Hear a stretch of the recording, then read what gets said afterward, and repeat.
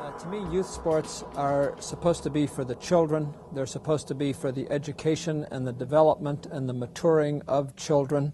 They are not for the parents. They are not for the coaches. They really should be for the children, and frequently we lose that focus.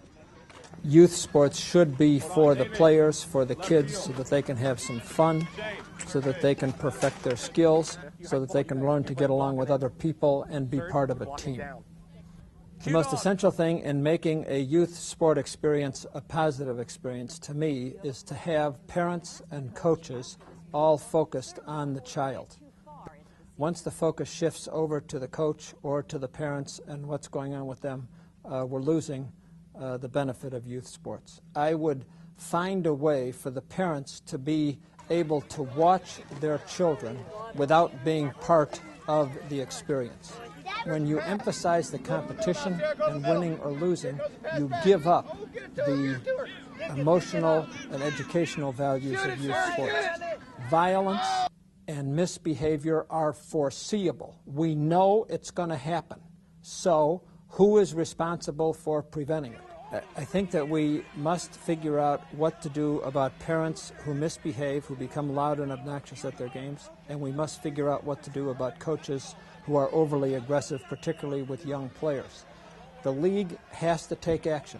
The league must discipline the super aggressive coach, and the league must do something with the parents. I have been doing sports as a journalist for 12 years.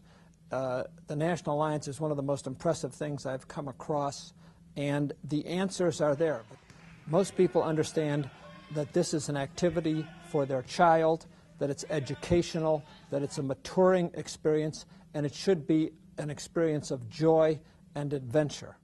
Most parents understand what it's all about, and if they have a bit of an introduction into the league at the beginning of the season, then they will know for certain what it's all about.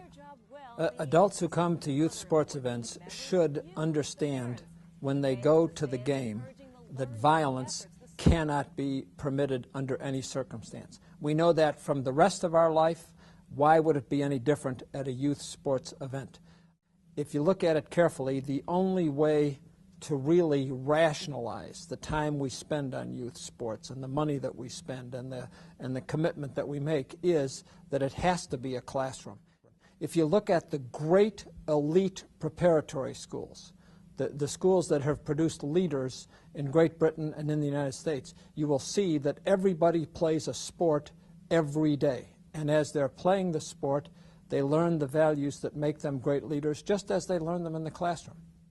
If they focus on the child and on the child having some fun, everything else is going to be okay. Try to help the coach. Show up at practice. Help out any way you can. Stay involved. I compare it to Mothers Against Drunk Driving. At one time, we all viewed in this country drunk driving as kind of a joke.